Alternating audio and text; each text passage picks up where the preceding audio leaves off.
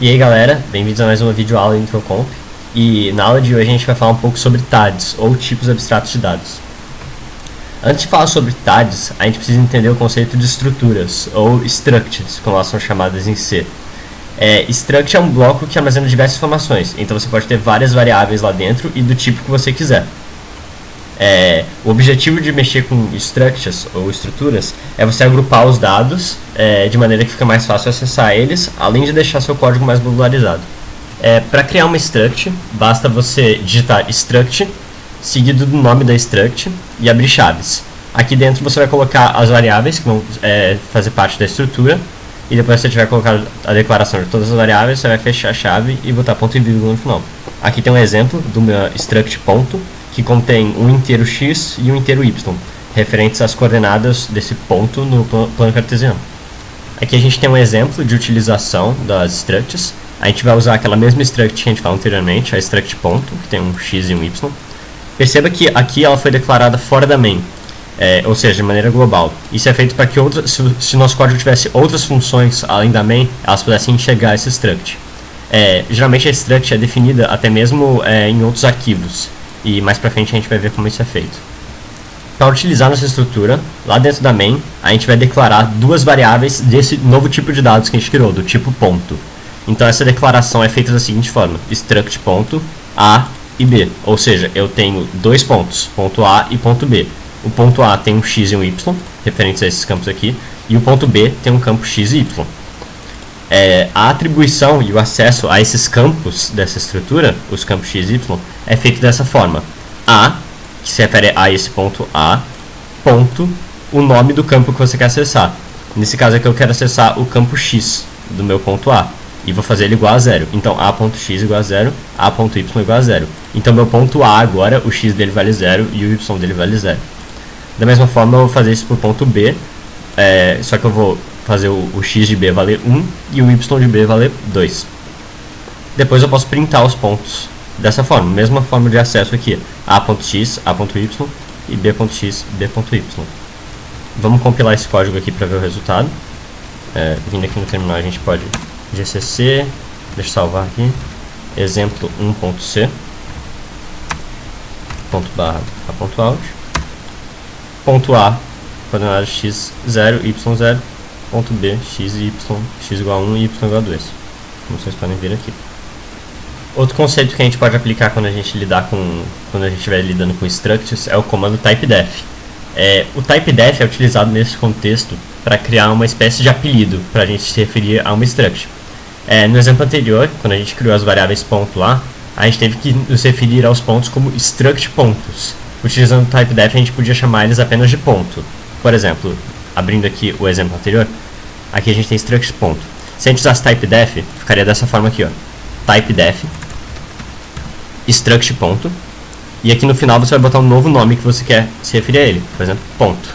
E aqui, em vez de você usar struct ponto, você pode usar ponto, dessa forma.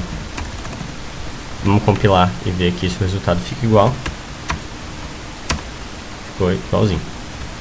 Existem outras maneiras de fazer typedef. Por exemplo, você não necessariamente precisa especificar aqui esse nome aqui, ponto. Só que se você fizer desse jeito, o único jeito que você vai poder se referir a essa estrutura é dessa forma aqui, ponto. Se a gente deixasse desse jeito aqui, a gente poderia fazer algo desse tipo aqui, ó, struct.c. Não que seja muito útil, normalmente você só se refere a ele desse jeito aqui. E tem outro jeito, então essa palavra pode ficar aqui ou não, né, lembrando, mas tem outro jeito de fazer isso, que é separado. Então a gente vai ter nosso struct ponto, igual a gente tinha lá da primeira vez que a gente fez, desse jeito, e a gente vai fazer separado, dessa maneira aqui: typedef struct ponto, ponto. E o funcionamento vai ser igual. Vou compilar aqui mais uma vez pra gente ver. Pronto, mesma coisa. Vamos fazer mais um exemplo aqui de struct. Dessa vez a gente vai criar uma struct aluno. Então vamos fazer aqui struct aluno, que vai conter o nome do aluno, a idade dele e a matrícula, sendo que idade e matrícula são inteiros. Então, para o nome dele a gente vai usar uma string. Podemos fazer char nome de tamanho 30, por exemplo. Podemos fazer int idade e int matrícula. Para ficar mais fácil de trabalhar com essa estrutura, a gente pode fazer um typedef. Então, typedef struct aluno, aluno com A maiúsculo, e aqui na main a gente pode declarar um aluno, por exemplo, aluno A. E agora a gente pode ler as informações referentes a esse aluno. Como isso seria feito? Vamos dar um scanf, vamos ler primeiro o nome dele, depois a idade, depois a matrícula. Seria bom botar um printf aqui antes, né, pra gente informar o usuário o que a gente está lendo. Informe o nome, a idade e a matrícula do aluno.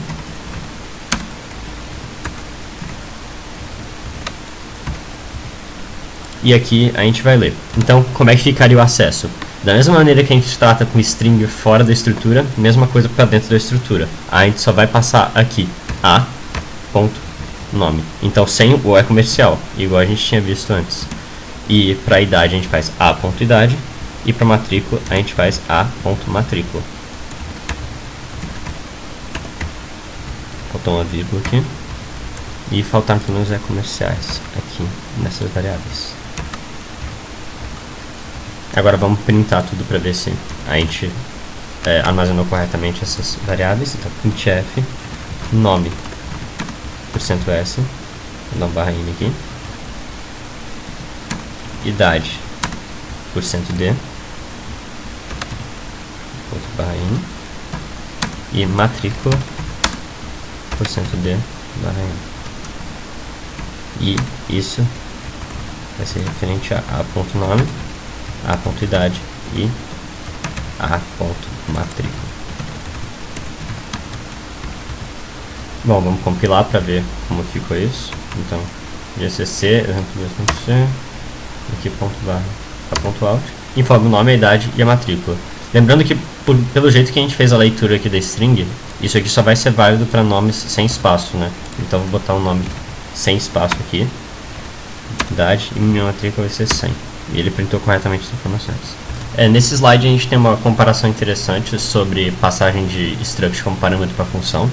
Nesse primeiro exemplo aqui a gente tem uma função aumentaIdade, que recebe como parâmetro um inteiro, idade, e retorna um inteiro também. Então ele vai incrementar a idade e vai retornar essa idade. Então vai aumentar em uma a idade. E a utilização aqui, se tratando de struct, a gente poderia fazer um aluno 1 aqui, por exemplo, seguindo aquela mesma estrutura que a gente fez no exemplo passado, fazer a idade dele ser igual a 10 e passar aluno.idade para esse aumento de idade, para essa função aumento de idade. Estou passando inteiro, porque eu estou acessando o campo da estrutura. E estou retornando o valor no inteiro x aqui que eu declarei, e depois eu printo esse x. Nesse exemplo aqui, a função aumento de idade está um pouco diferente. Ela está recebendo como parâmetro um aluno, ou seja, uma estrutura aluno, um tipo de dado aluno, e vai retornar também aluno. A diferença aqui é que aqui dentro ele acessa o campo idade da estrutura e incrementa ele, e depois retorna essa estrutura toda. Então, quando a gente for utilizar isso, a gente vai fazer aqui do mesmo jeito, aluno 1, vai fazer a idade do aluno 1 ser igual a 10, só que a gente faz agora o próprio aluno 1 ser igual ao retorno da função aumentaIdade aplicado ao aluno 1. Então a gente passa aluno 1 para essa função, ela aumenta a idade do aluno 1 e retorna ao aluno 1. Então esse novo aluno 1 aqui vai ter a idade aumentada de 1 ano. E a gente pode printar aqui a idade dele.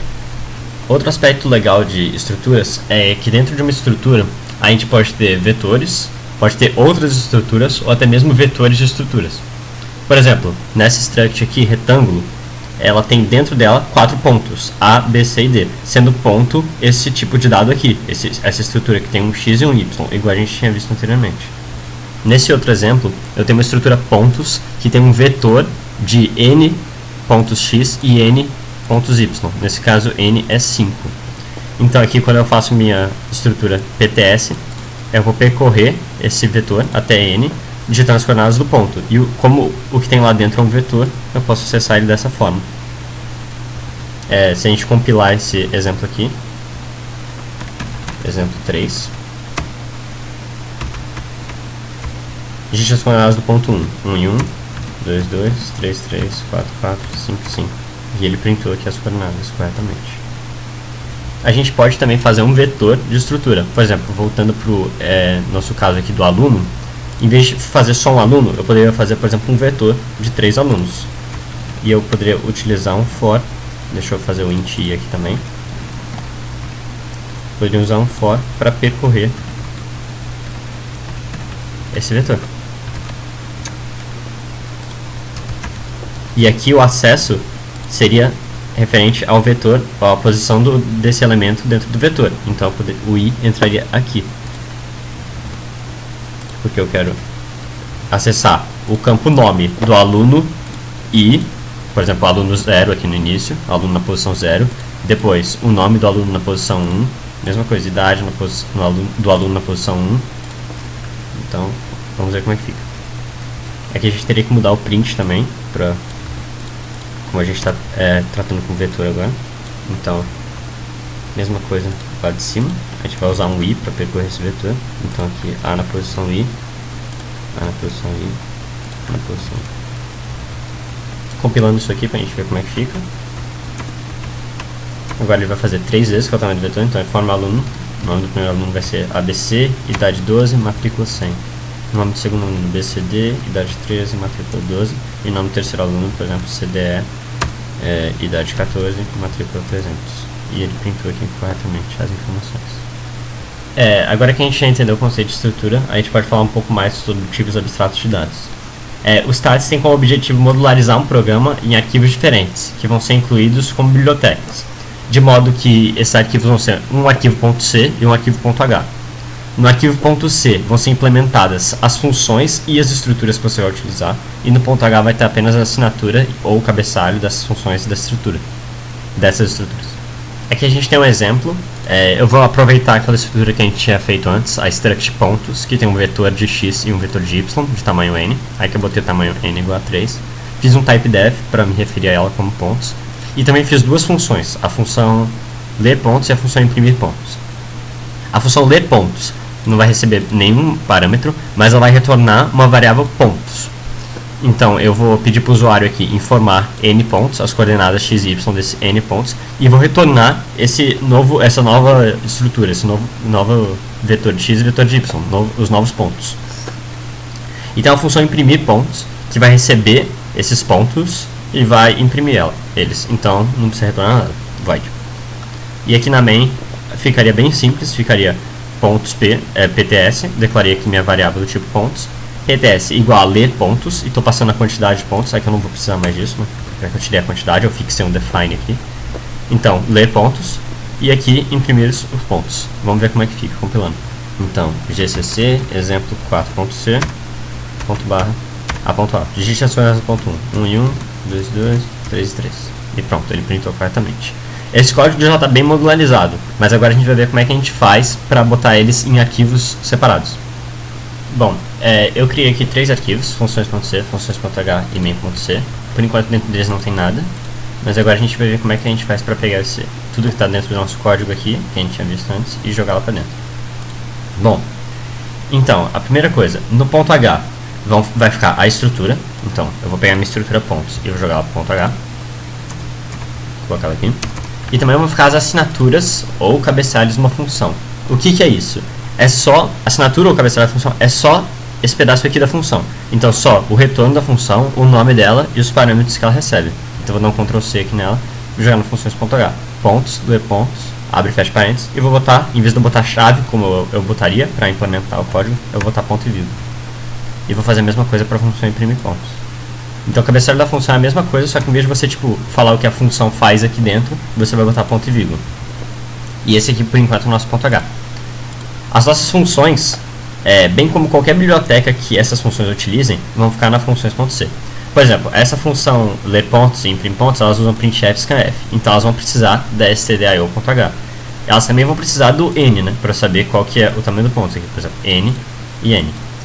Quem também vai precisar saber o tamanho de n é a funções.h, porque aqui dentro eu uso n. Então eu já vou aproveitar e vou dar um define aqui, n3. E isso aqui tudo, que é o conteúdo do código das funções, pode ir para funções.c. Então eu posso colocar eles aqui. Pronto. E agora o que sobrou aqui, nossa main, vai lá para main.c. Beleza, não tem mais nada aqui. Só faltou algumas coisas. Por exemplo, eu tenho a minha estrutura definida aqui e as minhas funções também definidas aqui, os cabeçalhos dela. Então falta incluir esse arquivo nesse arquivo funções.c. Então, para a gente fazer isso, a gente vai fazer de maneira semelhante que a gente faz com a stdio. A gente vai vir aqui, botar asterisco include, só que em vez de a gente usar essa notação aqui, a gente vai usar aspas duplas para dizer que é uma biblioteca que a gente criou. Então funções.h e fecha aspas duplas. Tem que lembrar sempre disso aqui e prestar atenção nisso, que é feito dessa maneira, é feito diferente. A gente também vai precisar incluir a funções.h na nossa main, porque aqui dentro a gente cria uma variável do tipo pontos, né? E quem que é pontos? Está dentro da .h, aqui. Tem algumas coisas que a gente pode melhorar aqui ainda. Por exemplo, eu estou incluindo no funções.c o funções.h. E aqui tem um define e aqui também tem. Então esse define não precisa estar aqui, já que eu estou incluindo ele do funções.h. Eu poderia também pegar todas as bibliotecas que eu estou usando aqui e deixar no funções.h, para incluir só uma biblioteca que já contém ela. Por exemplo, eu vou incluir a biblioteca funções.h, que vai conter essa stdio.h, que ele vai utilizar aqui dentro. Bom, então vamos ver como é que a gente faz para compilar agora. Eu tenho aqui meu arquivo main.c, com essa main, e incluindo a funções.h. Tenho minha funções.h, que está sendo incluída na main.c e na funções.c, com o cabeçalho das funções e a minha estrutura. E aqui na função.c, estou incluindo a função.h, e tenho o que faz as minhas funções, o código das minhas funções. Para compilar, existem vários jeitos de fazer isso, eu vou mostrar alguns aqui. Por exemplo, se eu der um ls aqui para ver o que tem no meu diretório, eu vou ver que eu tenho meus três códigos, os dois .c e o .h. Um dos jeitos de compilar isso é o seguinte: a gente vai usar gcc, vai botar "-c", para a gente dizer que a gente quer criar um objeto, e aí a gente bota nossos códigos que são .c, por exemplo, aqui no caso funções.c. O que isso vai fazer é criar um arquivo .o chamado funções.o, aqui, que vai ser o objeto referente a esse código, a esse .c. Da mesma forma, eu vou criar um objeto para minha main.c. Então agora, se eu verificar o conteúdo, eu vou ter dois arquivos .o, funções.o e main.o. Agora, é só a gente fazer igual a gente faz normalmente, gcc, -o, o nome do arquivo executável, por exemplo, executável, e aqui eu vou incluir os objetos que eu quero utilizar, por exemplo, funções.o e main.o. Depois que eu rodar isso, eu vou ver que ele gerou um arquivo executável, e aí basta fazer _executável, e ele vai rodar aqui o programa. Vamos ver se está funcionando corretamente. O n é 3, né, então vou digitar 3 pontos, 1 em 1, 2 em 2, 3 em 3, e ele printou os pontos corretamente. Tem maneiras mais simples de compilar, não precisa fazer tudo aquilo. Eu posso simplesmente fazer tudo numa linha só, digitar tudo de uma vez, na verdade. Eu posso botar gcc, -o, fazer meu executável aqui. E aqui, em vez de eu incluir os objetos que eu ainda não criei, eu vou incluir os próprios arquivos compiláveis, main.c e funções.c. E ele faz tudo junto. Então agora eu faço da .out executável e ele vai compilar corretamente. Outro jeito de fazer isso é simplesmente gcc, -o, o meu executável, e aqui eu posso fazer essa anotação aqui do Linux, *.c, que diz que eu vou pegar todos os arquivos .c e vou compilar eles para gerar o executável. Então se eu fizer isso aqui, agora a gente pode ver que gerou um executável, então basta fazer *executável e ele vai rodar o programa corretamente. 2, 2, 3, 3. Bom, galera, vamos encerrar essa videoaula por aqui. Na próxima videoaula a gente vai falar um pouco sobre leitura de arquivo e manipulação de arquivo de entrada e saída, que vai ajudar vocês bastante no trabalho. E se vocês tiverem alguma dúvida, podem falar com a gente no Facebook, Moodle ou e-mail. Valeu!